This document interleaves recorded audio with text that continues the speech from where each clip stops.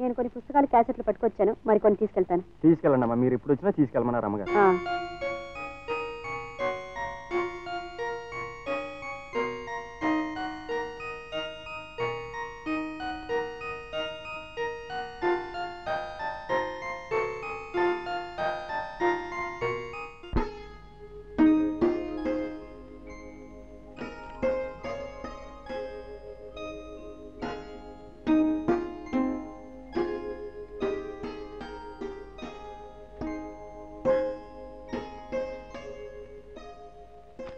ఇందాక నుంచి చూస్తున్నాను, ఏంటి అబ్బాయి గారు తెగ సీరియస్ గా ఆలోచిస్తున్నారు? జీవన్ మరణ సమస్య ఒకటి పడింది. ఏంటబ్బా అంత పెద్ద సమస్య? ఏం లేదు, ఇప్పుడు నేను కాదని ఇంకో అమ్మాయిని పెళ్లి చేసుకున్నాను అనుకునే రియాక్షన్ ఏమిటో. ఏంటబ్బా అంత పెద్ద సమస్య? ఏం లేదు, ఇప్పుడు నేను కాదని ఇంకో అమ్మాయిని పెళ్లి చేసుకున్నాను అనుకునే రియాక్షన్ ఏమిటో. ఇది ఆయన వాయిస్ లా ఉంది. నన్ను కాకుండా మరొక దాన్ని పెళ్లి చేసుకుంటారా? ఎవరో చెప్పు, దానికి నూకలు చెల్లిపోతాయి నా చేతుల్లో. నూకలు చెల్లిపోతాయో సజ్జలు చెల్లిపోతాయో కానీ నాకు వెంకట్రావు అనే వేలు పెడుతున్న ఆ స్పెషల్ బాడీకి ఇంజెక్షన్ రెడీ చేయి. చేసుకోకపోతే అది చస్తుందో లేదో నాకు తెలియదు, కానీ చేసుకుంటే మాత్రం అది నా చేతుల్లో చచ్చి తీరుతుంది. అవును, నేను కాకుండా ఎవరైనా సరే నిన్ను పెళ్లి చేసుకుంటే దాన్ని చంపి నేను చేస్తాను.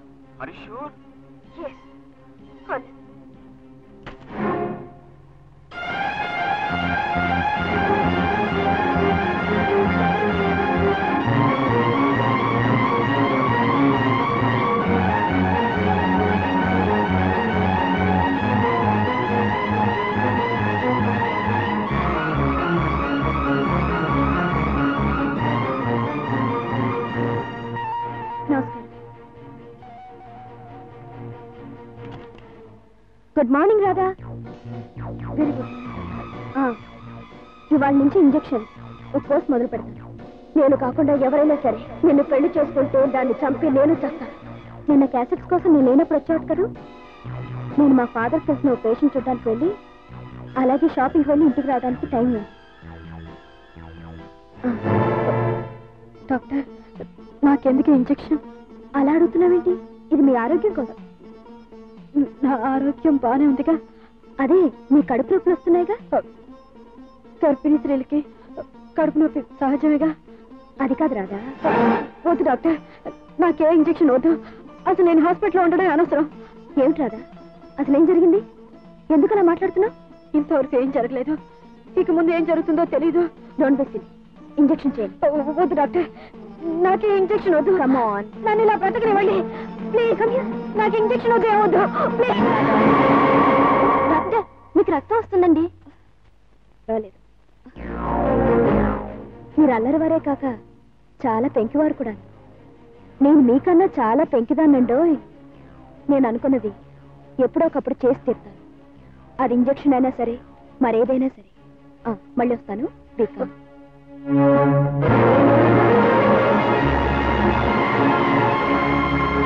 కర్మ, ఇలాంటి డాడీ కడుపును పుట్టానేంటి?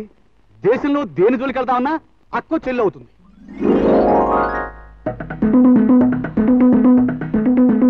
2 సార్లు డాష్ ఇచ్చింది, చాలా బాగా ఇచ్చింది. కరెంట్ షాకులో ఇచ్చింది. డాడీ దీన్ని చూసి మండిపడుతుంటాడు. పైగా డాడీకి ఇది ఏమీ కాదు. ఏమైతేనే దీన్ని లవ్ చేస్తాను. ఏంటి బాబు గారు? దీన్ని ఇంగ్లీష్లో లవ్ అంటారు, తెలుగులో ఏమంటారు నాకు తెలీదు. నేను నిన్ను లవ్ చేస్తున్నాను. ఇక నన్నెవరూ ఆపలేదు. ఏమిట్రా అన్యాయం? పని మనసుతో సింధులేట్రా? ఇలాంటిదైతే ఎట్టి పరిస్థితుల్లో నా చెల్లి అవడానికి వీల్లేదు. అందుకే దీన్ని లవ్ చేస్తున్నాను. అది నీ చెల్లెలు కాదురా. నాకు తెలుసు ఇది నా చెల్లెలు కాదు. డాడీ, ఇప్పటికి నేను జయించాను. ఏట్రా జయించావు రే? దాన్ని మర్చిపోతే డొక్కలో తన్నేయగలను. అది నీ చెల్లెలు కాదు కానీ నీ తల్లితో సమానం. ఏమిటి, ఆఖరికి దీన్ని కూడా స్పేర్ చేయలేదా? పేరేట్రా నీ మొహం? పేరు టేర్లేదురా. నీ తల్లి పోయినప్పటి నుంచి అదే నన్ను సాగుతూ ఉండేది. అది నీకు తల్లి దైవం, నువ్వు దండం పెట్టుకో. కర్మ, ప్రతి నాకు చెల్లె అవుతుంది. ఇక నాకు పెళ్ళి ఇప్పుడు.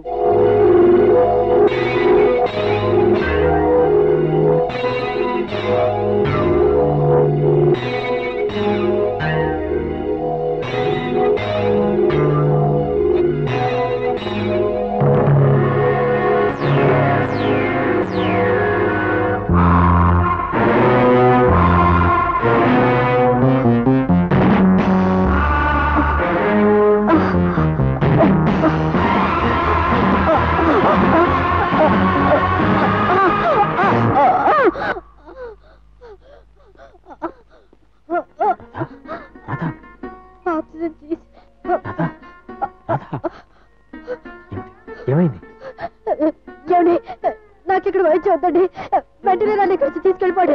ఈ డాక్టర్ ఈ వైద్యం నాకు వద్దండి, వెంటనే నన్ను ఇక్కడి నుంచి తీసుకెళ్ళిపోండి. మీకు చేతులైతే దండం పెడతానండి, నన్ను ఇక్కడి నుంచి తీసుకెళ్ళిపోండి, తీసుకెళ్ళిపోండి. పూర్తిగా నయమైన తర్వాత నాకు ఇక్కడ నయం అవుతండి. ఇక్కడ డాక్టర్ ప్రాణం తీయటానికే కానీ ప్రాణం పోయటానికి కాదు. ఇక్కడ ఉంటే నా బిడ్డను చూసుకునే అదృష్టం నాకు ఉండదండి. మీ నుంచి శాశ్వతంగా నేను దూరం అయిపోతానండి. నన్ను ఇక్కడి నుంచి అనవసరంగా భయపడుతున్నావు. నా భయానికి అర్థం ఉందండి, నేను అలా అంటానికి కారణం ఉందండి.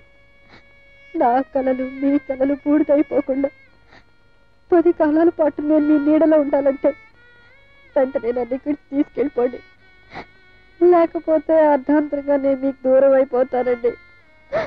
నాకు ఈ డాక్టర్ ఈ వైద్యం ఈ హాస్పిటల్ ఊరు ఏమి అక్కర్లేదండి. దయచేసి నన్ను ఇక్కడికి తీసుకెళ్ళిపోండి ప్లీజ్.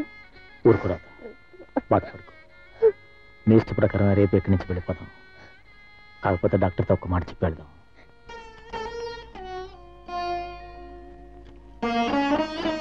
ఏమిటి ఈవేళప్పుడు ఇలా వచ్చారు? సారీ డాక్టర్, రాధని ఇక్కడి నుంచి తీసుకెళ్ళిపోదాం అనుకుంటున్నాను. ఎందుకని? తనకి ఇక్కడ ఉండాలని లేదు, పైగా తను ఎందుకో భయపడుతోంది. నా వల్ల ప్రమాదం జరుగుతుందనా? అలా ఎందుకు అనుకుంటున్నారు మీరు?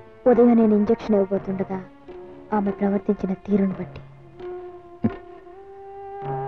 తను ఏం ఊహించుకుంటుందో ఎందుకు ఊహించుకుంటుందో తెలియదు, కానీ ఇక్కడి నుంచి వెళ్ళిపోవాలని మాత్రం గట్టిగా పట్టుబడుతుంది.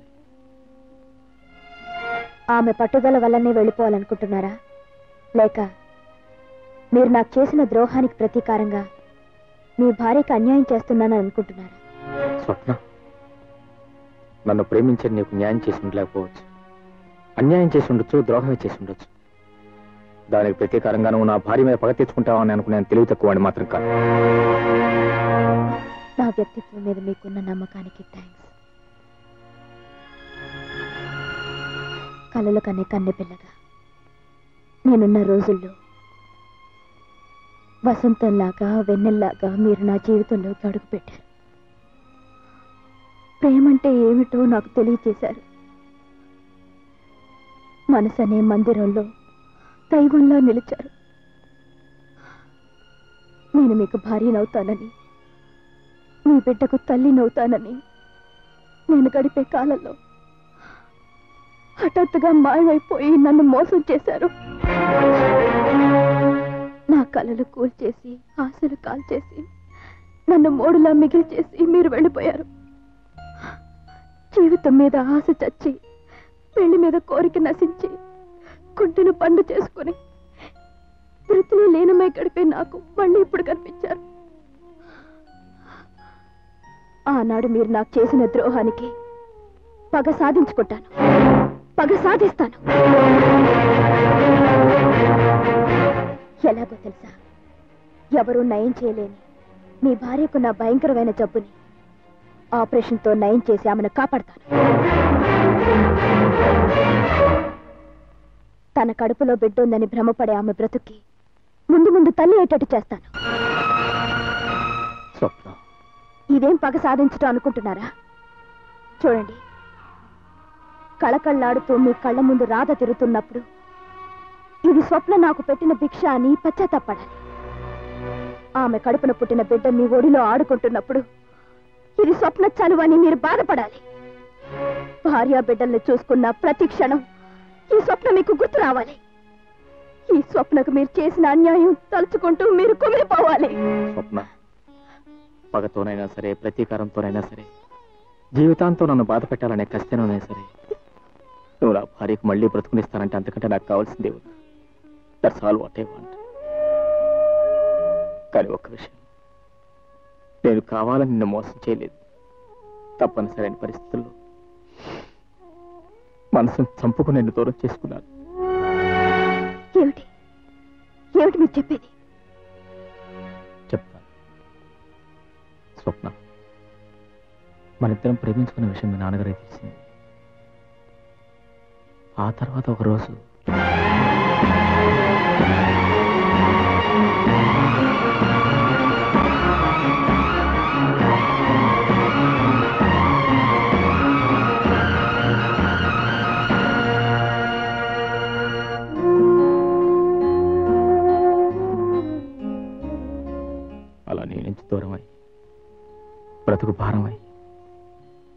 బాధను భరించలేక త్రాగుడు మొదలెట్టాను.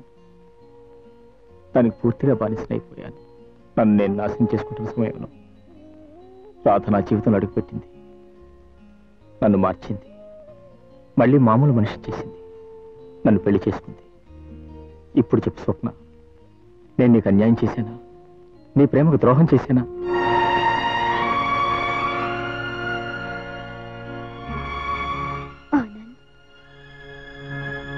నన్ను మన్నించండి. నా నుదుట విషాద రాసింది మా నాన్నగారిని తెలుసుకోలేక మిమ్మల్ని ద్వేషించాను. మీ వాళ్ళ కోసం అన్ని త్యాగం చేసిన మిమ్మల్ని నిందించాను. నన్ను మన్నించండి. No, don't say like that. స్వప్న, ఒకప్పుడు నీలో నా ప్రేయస్సును చూశాను. ఇప్పుడు నా భార్యను కాపాడే దేవతను చూస్తున్నాను. Thanks. God bless you. Good night.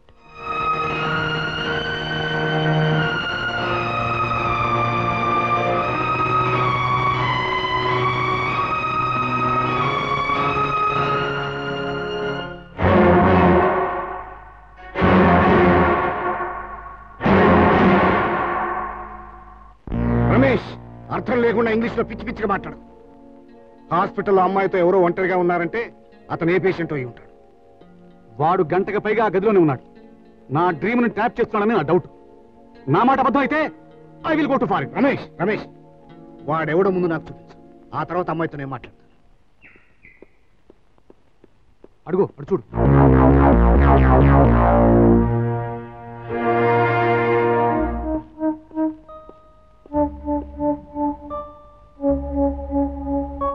స్వప్న, ఏమిటి నాన్న? నీకు గుర్తుందో లేదో, నిన్ను ప్రేమించి పెళ్లి చేసుకుంటానని మోసం చేసి వెళ్ళిపోయాడు చూడు, ఆనంద్ అనే పిరికివేతవ. ఇవాళ హాస్పిటల్లో కనిపించాడేమిటి? వాళ్ళ ఆవిడ వైద్యం కోసం వచ్చారు ఆయన. ఓహో, అంతే కదా. అంతే నాన్న. మళ్ళీ మీ కూతుర్ని వల్ల వేసుకోవడానికి రాలే. ఒకవేళ వచ్చినా మళ్ళీ నువ్వు అతని చెల్లెల కాపురాన్ని సర్వనాశనం చేస్తానని బెదిరించొచ్చుగా. ఏమిటమ్మా నువ్వు అనేది? తెలియనట్టు ఎందుకు మాట్లాడుతావు నాన్న? అతని చెల్లెలు బతుకు బూడిదవుతుందని, వాళ్ళ నాన్న పరువు మట్టిపాలవుతుందని, వాళ్ళ కుటుంబం వీధిని పడుతుందని బెదిరించేగా అతని నాకు దూరం చేశావు. అది నా కోసం, నా మంచి కోసం, నేను కోటేశ్వరుడి ఇంటి కోడలు అవడం కోసం చేశానని నువ్వు చెప్పొచ్చు. కానీ ఇప్పుడు జరిగిందేమిటి? నీ కూతురికి పెళ్ళనేది లేకుండా, మీకు వారసులు అనేవారు లేకుండా నీ వంశం నిర్వంశం అయిపోయింది. అతను లేకుండా నా జీవితానికి సార్థకత లేకుండా పోయింది. ఇప్పుడు నన్ను ఇలా చూస్తుంటే మీకు ఆనందంగా ఉందన్నా? స్వప్న, అంత మాట అనకమ్మా. నువ్వు రమేష్ని పెళ్లి చేసుకుని నాన్నా, తాళి కడితేనే పెళ్లి. అలా కట్టినవాడే భర్తని మీరనుకోవచ్చు. కానీ మనసు ఇవ్వడమే పెళ్లి. అలా మనసిచ్చిన మనిషే భర్తని నేను అనుకుంటున్నాను. ఆ రకంగా నా పెళ్లి ఎప్పుడో జరిగిపోయింది. అయితే నా కన్న తండ్రి పుణ్యమా అని భర్తకు శాశ్వతంగా దూరమై బ్రతుకుతున్నాను. నాకు మళ్ళీ పెళ్ళంటే పాపమో నేరమో కూడా.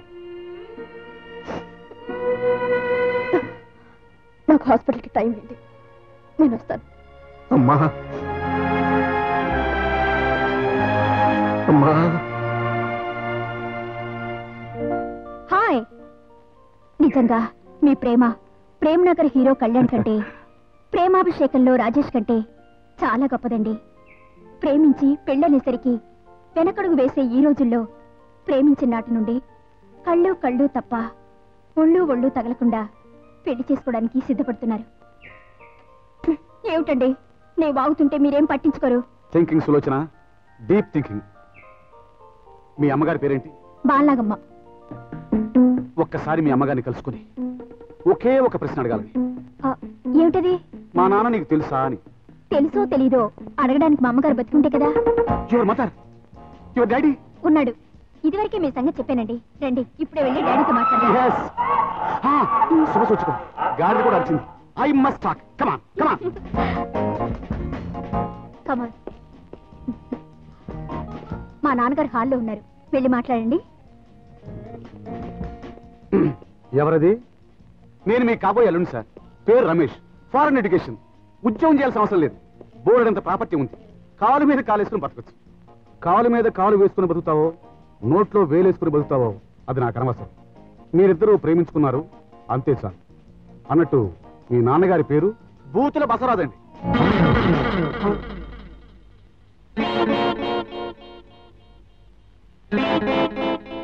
అయితే మీ అమ్మగారి పేరు వెంకట సుబ్బమ్మ? అవును, మీరు అచ్చన అలాగనే ఉన్నారు. మా అమ్మగారు మీకు తెలుసా? తెలుసు బాబు, నాకు బాగా తెలుసు. ప్రతి మనిషికి ఒక ఫ్లాష్ బ్యాక్ ఉంటుంది. 1942లో నేను కార్పొరేషన్లో కుక్కలు పెట్టే ఇన్స్పెక్టర్గా పనిచేసేటప్పుడు నా మక్కుక్కను తీసుకుని అలా షికారుకి వెళ్ళేవాడిని. మీ అమ్మ కూడా ఆడకుక్కను తీసుకుని షికారుకి అదే చోటుకు వచ్చేది. ఆ రెండు కుక్కలకు స్నేహం ఏర్పడింది, మాకు ఏర్పడింది. ఆ ఫలితంగానే నువ్వు పుట్టావు. బాబు, నా కూతురు నీ చెల్లెలు. పెళ్లి గిళ్ళి మాట మానే, కళ్ళు పోతాయి. డాడీ, ఏట్రా నా కొడక మళ్ళీ ఏమన్నా ప్రేమించావా? ప్రేమించాను. ఆ పిల్ల తండ్రి పేరు? కుక్కల ఇన్స్పెక్టర్ కోనేటిరావు. తల్లి పేరు? బాలనాగమ్మ. బాలనాగమ్మ? అమ్మ నీ అమ్మ, నీకు పెళ్ళి అయిపోయిందిరా. ఆ బాలనాగమ్మకి నాకు ఏ సంబంధం లేదు. అయినా ఆ అమ్మాయి నాకు చెల్లెలే అవుతుంది. అదెలా అవుతుందిరా పిచ్చినా కొడక? పిచ్చివో తండ్రి, నువ్వు నా తండ్రివి కాదు, అతను నా తండ్రి. ఏట్రా నువ్వు చెప్పేది? ఆగు, నేను నీకు పుట్టలేదు, అతనికి పుట్టాను. అమ్మ నీ అమ్మ. చూడండి అత్తయ్య గారు, నేనంతా ఈ హాస్పిటల్ వద్దు ఇక్కడి నుంచి వెళ్ళిపోదామని మారం చేసింది. తర్వాత ఏమొచ్చింది ఏమో, ఈ హాస్పిటల్లోనే ఉంటాను, ఇక్కడే ఆపరేషన్ చేయించుకుంటాను గొడవ చేస్తాను. ఏమొచ్చిందా? మా అమ్మ వచ్చింది, దాంతో నాకు ధైర్యం వచ్చింది. అంతేకాక రాత్రి నాకు ఒక కల వచ్చింది. ఆ కల వల్ల ఎవరేమిటో తెలిసొచ్చింది. దాంతో ఇక్కడే ఉండాలన్న ఆలోచన వచ్చింది. పిచ్చి పిల్ల, ఎప్పుడు అల్లరి కబుర్లే. బాబు, డాక్టర్ గారు ఏమన్నారు? ఆయన అడిగితే ఆయన ఏం చెప్తారు? అదిగో డాక్టర్ అమ్మ గారే వచ్చారు, ఆవిడనే అడుగు. Good morning doctor. Good morning. Good morning Radha. Good morning. ఈవిడ మా అమ్మగారు, ఈ రోజే ఊరి నుంచి వచ్చారు. నమస్కారం అండి. నమస్కారం అమ్మా. డాక్టర్, మా అమ్మ నా ఆరోగ్యం గురించి అడుగుతున్నారు. టెస్ట్లన్నీ చూశారుగా, నేను పాసా ఫెయిలా? నిన్ను ఫెయిల్ కాకుండా చూసే బాధ్యత నాది. కాకపోతే ఒక చిన్న ఆపరేషన్ చేస్తే నీకు మళ్ళీ నొప్పి రాదు. చిన్న ఆపరేషన్ ఏం డాక్టర్? కావాలంటే నాకు పెద్ద ఆపరేషనే చేయండి, నాకేం భయం లేదు. ఒకవైపు మీరు, ఒకవైపు మా వారు ఉండగా నాకేం భయం కదండి? అవునవును డాక్టర్, ఆపరేషన్ ఎప్పుడు చేస్తారు? ఒక వారం రోజులు పడుతుంది. డాక్టర్ గారు, నిన్న మీరు ఇంజెక్షన్ ఇవ్వకపోతే నేను గొడవ చేశాను, నన్ను మన్నించండి. ఆలోచిస్తే అర్థమైంది, మీరు నన్ను కాపాడడానికి వచ్చిన దేవతని. ఇప్పుడు మీరు ఎన్ని ఇంజెక్షన్ ఇచ్చినా, ఎన్ని మందులు ఇచ్చినా నేను నవ్వుతూ తీసుకుంటాను. That's good.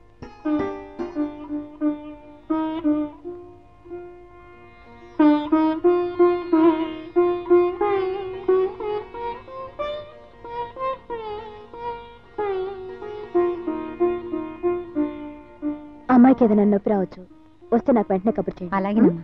వస్తానమ్మా. రాధా, నేను బజారుకి వెళ్ళి మందులు పళ్ళేవి తీసుకొస్తాను. అత్తగారు జాగ్రత్త చూస్తాను. డాక్టర్ అమ్మ చాలా మంచి పిల్లలా ఉందమ్మా. అవునమ్మా, తనది వేరొకళ్ళు సొంతం చేసుకున్నా వాళ్ళని ద్వేషించకుండా ప్రేమించే మనిషి.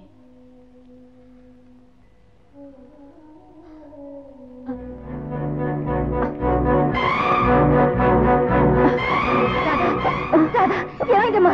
మళ్ళీ నొప్పి వచ్చిందా? రాధా, అయ్యో డాక్టర్మా, ఆవిడ ఇప్పుడే ఇంటికి వెళ్ళారండి. ఇల్లెక్కడమ్మా? ఈ పక్కనేండి. నర్సమ్మా, మా అమ్మాయి రాత్రి నొప్పితో బాధపడుతుంది, నువ్వు వెళ్ళి కొంచెం చూసుకోమ్మా, నేను డాక్టర్ని పిలుచుకొస్తాను. అలాగే.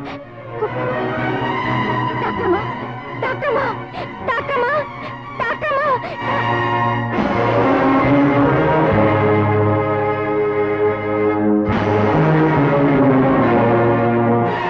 ఏమండి, ఏమైంది? రాధకేమైనా? అవునమ్మా, నా బిడ్డకు మళ్ళీ ఏదో. ఇచ్చిన ఇంజెక్షన్ రియాక్ట్ అయి ఉంటుంది, పదండి.